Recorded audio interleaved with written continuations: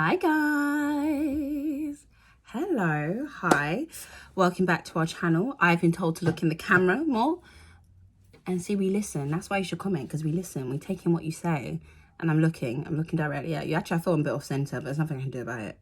Like, I can't stare there. I feel like it looks weird. Was it? We'll find out. Anyway, hi, welcome back to our channel.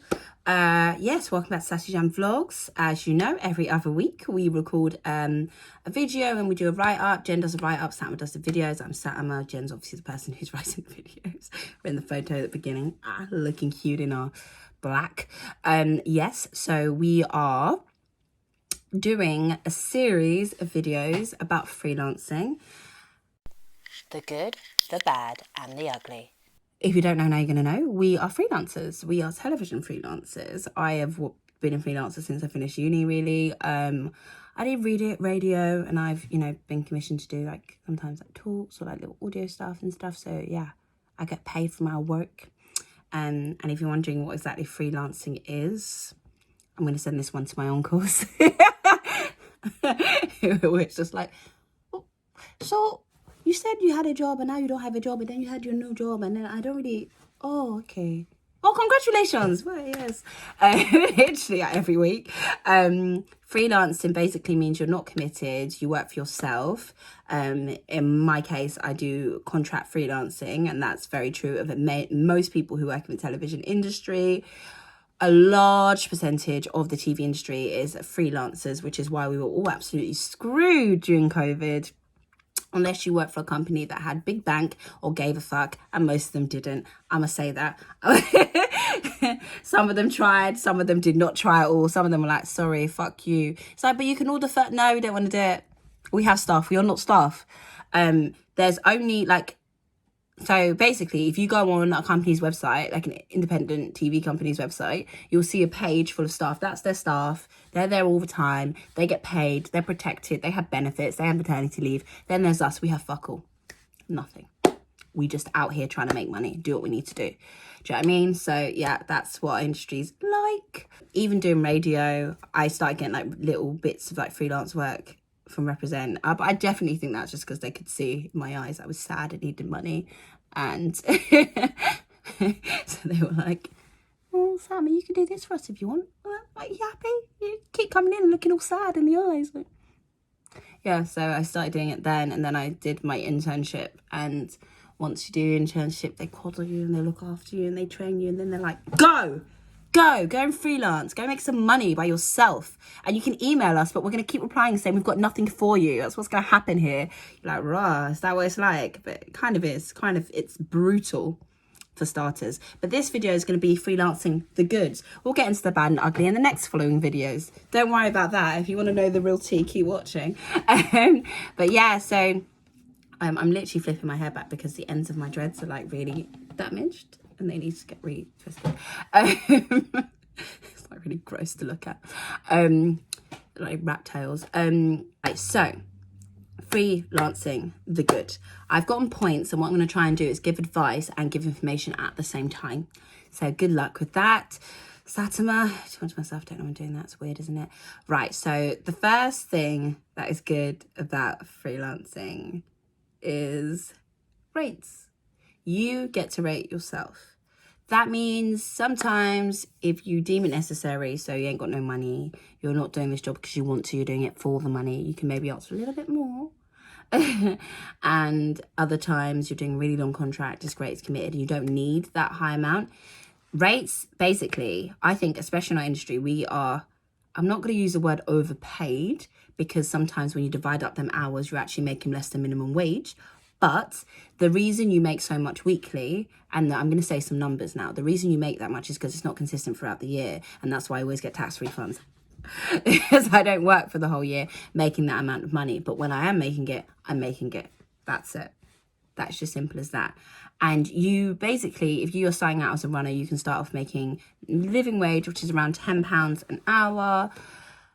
You get paid, and being a runner is actually not bad. You get paid overtime, all of this jazz. Great, fantastic, great. Especially if you can get like a permanent runner role inside a company, you are quite well looked after on that like lower page, like lower amount of money. But you're making like a decent amount. I know people who were living in houses with like they were living in flats and having social lives and whatever it is on that runner's wage and doing all right on it because of all those like extra things. Is as you get like older, they don't really care about overtime. You actually have to sign a thing that says you'll work 48 hours with no extra pay, up to 48 hours. And I'm sure I might have done more than that, really. Moving like an American, working 70 hours a week for no extra money. But yeah, so you can start off with around £10 an hour, and then your rate can go up. From researcher, it can be anything between, actually it says 500 on the laws, but some people making 450. It can be 450 right up to 750. APs, it can be 750 right up to 950. Shooting APs is a bit more, so it can go up to like £1,000. Producers, you probably start around £1,000 and go up to like 1,700. And like there are other like story producers, casting producers, all of that, like it goes ins and outs. But it's kind of good to kind of gain knowledge of like who makes the most money. For example, if you're working on a massive entertainment show, they are not short of cash. I'm gonna be honest, they got it. They have it. So if you go then, you like, my rate's 650, because you're a researcher in this case, you're like, my rate's 650, and they say we don't have it, they're probably lying. But if the contract's long, take it, suck it up, but don't do that again. Like, don't go back there and say, oh, my rate's still 600. Be like, I need to go up. I can't stick on the same rate. I actually went down for you because it was a long contract, but it's not a long contract. Think of those things like logically. They actually do battle you on rate a lot. I'm not gonna lie to you. And I say this with a lot of confidence, like go in there and ask your rate and get what you're worth. Last time I was asked for a rate, which is this week, I literally was like, and she was like, what's your rate? And I was like I was like scared to say it. Yeah, I'm easier on the emails, but I have a lot of like fear because you don't want someone to say no to you. And this has never ever happened to me. No one's ever said no to me because of my rate. They would normally like argue, they would normally negotiate with you. But people keep saying, I don't want to say I'm too expensive, and then they won't hire me. I don't think this is literally... if you're discussing rates, they want you. They've spoken to your references. They like you. They want to hire you. They're probably a bit desperate. They like your expertise. They like your personality. So they probably do want to hire you. So when they're asking your rate, don't think they're not going to hire you now. And some places, they don't want you as much. But if you've had all those conversations and then someone asks you your rate, don't be like, oh no, they're not going to hire me if I say my actual rate. I don't want to ask too much. Don't we up price? If it's too much, they'll say it's too much. I've been told I'm too expensive before. I've been told all sorts of shit. It's fine. It's absolutely fine. I've been told I'm too expensive by one company. I was like, but I've already been paid that, so I guess I'm not too expensive for them, but maybe you're poor. Are you a brokey? So just try and be confident with it. I'm not always confident with it, but as I said, you can control those things. It's quite good to be able to make quite a bit of money. I won't use the term a lot of money because everyone's different, but it is quite, if you were making that money throughout the year, you'd be making a lot of money. So like, that is a good thing about freelancing. So you can kind of control that. However, you sometimes got to chase that, but we'll talk invoicing in the bad. So we're not covering that here. The next thing that is good about freelancing is holidays and freedom. You're not committed. I am not committed. My cousin likes to say this great phrase that I've stolen from her, and I say it all the time. It's not your dad's company. It's not your mom's company. You don't need to be loyal to you because they're not loyal to... You don't need to be loyal to them because they are not loyal to you. I don't mean to be funny, but like I've been jobs that like, we ran out of money, sorry, bye. Like, go. Or I've done jobs and no one's even said bye. They just let you go. Last day, leave. You know what I mean? So like I'm not saying be a bad worker or like be disloyal or don't do what you're supposed to do. But at the end of the day, you are working. Well, this is my philosophy, innit? You can all have your own. My philosophy is I'm working for myself. I'm working to provide for my lifestyle. I'm working to live. I'm not living to work at all. If I was, I would do something like be a doctor or a nurse or a teacher or something actually helpful in society, not just making TV. Although I do think TV is helpful in society and I'm actually really into it. But for the most part, come on. Like, come on. So I'm very good at like, if I have a holiday booked, sometimes even before I'm like, oh, by the way, I've got a holiday booked, because they will ask you. It depends on jobs. Some jobs are like, oh, you can't take any holiday on this whole entire job. And they'll say that like in the interview. Some of them, they'll say that in the interview, and you can be like, oh, okay, well, I've got this booked on that date, so I can't do, okay, well, certain dates I definitely can't do, and I'll let you know ASAP. If you communicate well, there should not be a problem with that. And if they act like there's a problem with that, probably not the best place to work. Not gonna lie to you. I've got friends who have quit, who have bought tickets for things, had to sell them, or like just not being able to go. But like other people have gone to, like, for example, I was on a show, big production, big team, and it was a rig. So they kind of have a rule that you're not really meant to go on holiday during the rig, but if you ask beforehand, they'll let you go. It's if you say after they hire you, they won't let you go. So half the crew went to Glastonbury, and there were like 1 or 2 people staying at home who had to sell their tickets. Like, imagine having to sell your Glastonbury ticket, something that you bought in September of 2018, in 2019, and telling you can't go. What? I'd be devastated, and I don't even want to go Glastonbury. It looks dirty. I'm joking. I'm sure it looks really nice. But like, no, just know that you are allowed to have those things. And the biggest shows are always filmed in summer as well. Now I have to cheat to tell you can't go, but then you'll be seeing someone else going on holiday every 3 weeks. I literally have been chased up because of like, oh, are you sure you have to take that many days of holiday? I was like, yeah, because you already approved it, so I'm taking it. Meanwhile, she's been on holiday 4 times. She was on holiday all the time. You don't even bother her. She's never here. I thought she was a part-time worker, and you don't bother her. They don't bother certain people. So you have to be very like confident with your like, this is my time. Don't question it. Mind your business. Do you know what I mean? Like, that's the joy of this. Like my friend, like when we book holidays, my friends be like, oh, can we go on a Friday? Because like, I've got, I've only got like 10 holidays left. I don't want to waste it all on one hot. And I'm like, I'll just be unemployed. I'll just use my holiday pay. Another great thing, your rate is plus holiday pay, yeah, which means it's like, so each week that you work is about you can get about half a day's, you inquire about half a day's holiday. So if you work like 14 weeks, you get 7 days holiday, something like that. I don't really know the rest, but yeah, something like that. So you can always like claim that, which is great. And I actually have a holiday calculator, which I'm going to pop into the link below, and you can work out how much holiday pay you're supposed to get, which is, it's just great. It's just fantastic. And you just write your rate in there, and it just works it all out for you if you're invoicing, or even if you're not invoicing. Some places make you invoice even though it's PAYE. I'm actually PAYE, which means I don't do my own taxes yet, because I feel like that'd be really hard. Also, fun tip, if you are doing your own, if you are invoices and do your own, you're meant to like save 20%. Just always save 20%. You won't actually get taxed that much, but you should just always save 20% just in case anything happens and taxman starts knocking on your door. You're like, don't worry about it, I've got that. You don't need to worry about me. You don't need to chase me down. I can pay you. And just always think about things like that, and think about like, you just don't want to get chased, unless it's student finance, because they're not going to do anything, are they? Student finance, we're writing letters. Who cares? I don't care. They're like, oh, could you update your employment status? You go and talk to the HM Revenue. You've been doing it all these years. Suddenly you want to talk to me. Leave me alone. Leave me out of it. Don't involve me. Do not involve me in your business.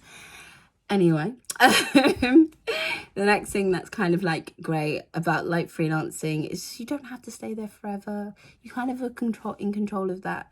If you want to be someone who just takes short contracts, you can kind of do that. There are enough of them out there. And you can kind of control what your career is. So there are certain kinds of jobs I don't apply for. Straight up. I just don't. I don't apply for entertainment jobs. I get contacted to do them, but I don't apply for them, because that's not what I want my CV to be. That's not what I want to work on. That's not what I'm willing to work late for. That's not what I'm willing to travel for. That's not what I'm willing to do anything for. So I'm not going to do it. Straight up. So I don't apply for those things, and it means that I have like shaped what my criteria is when I work in jobs, and the people who reach out for me and the stuff that I get and the people get in contact with me has changed over the years, and I'm absolutely loving it. Now it does take a while, it really does. I remember a couple of years ago someone telling me like, you just have to be a bit picky, because I didn't have enough factual shows on my CV. And I literally looked at her and I was like, okay, you write the letter to my direct debits and you say, oh, I'm just having to be a bit picky at the moment, because if I need a job tomorrow, I'm doing it. Like, there's sometimes at points that you just need to do it, but you can still, even then, you just don't need to put on your CV, or you can separate and be like, I am also capable of doing this, but I don't want to. So this is at the top. Read it. I've got all my documentary stuff at the top, and then I've got like all the other things I do at the bottom. And it's just a good way to kind of, I think it makes you happier as well, like, and have a bit of job satisfaction. If you're just doing jobs for money, you're not going to be happy at work. If you're just doing it to like clock in, get your check and leave, which I'm always doing, but also always doing. But if you don't like what you're doing, if you don't, you know, think you're gaining anything, I don't really understand why you're doing it. Like, you're not going to be happy, are you? At all. Like, it doesn't really make any sense. Find out what your passions are and try and put them in your work, or try and get a career around that, or do whatever. And that's what freelancing is supposed to be about. Otherwise, you literally could get a job that's just less stress, because sending emails and begging for work is not fun at all. I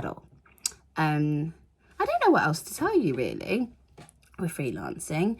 This is one of those cases where I'm sure everyone will have lots of questions, and if you have them, send them in, please. Yeah, we'd love to hear your questions and chat a bit more and like answer those questions. Literally 5 years in the game, maybe 6. Who's counting? Clearly not I. So we'd love to answer all those questions for you, and chat about it more. The next 2 are going to be about the bad and the ugly, but freelancing can be fun. I don't worry too much about things. If I'm having a shit time in the job, at least it gets to end, and it's not a big thing of like 3 months of looking for work and then you've got to do your notice. My notice is a week. Some jobs my notice is a day. All the contracts are different. I'd be reading them contracts, I'm like, only 3 days notice. That's good, because I hate it here. So, you know, you don't even need to worry. If you're on a job for 3 weeks and your boss is a bitch, who cares? Who cares? He can shout at me all he wants. I don't need to be here tomorrow. I'm not committed to this. Fantastic. Remember, freelancing means not committed. I literally Googled, I was like, right, that really means not committed. I was like, why is everything in my life so lacking commitment? Anyway, yeah, that's Sassy John's blog this week. A lot of chatting there. I hope it was helpful. I will put the holiday pay calculator at the bottom in the link, which I very read. And if you have any questions, if you have any questions, post them in the comments or post them on Insta, whatever. If you know anyone who can fix the ends of my dress, holler at me, because it's embarrassing. I didn't know how bad it was until today. It's like, what? Do you know what I mean? Yeah, keep it sassy. Make sure you like, subscribe, and share with your mates. Oh, and keep watching. I reckon the bad and the ugly are actually going to be very entertaining.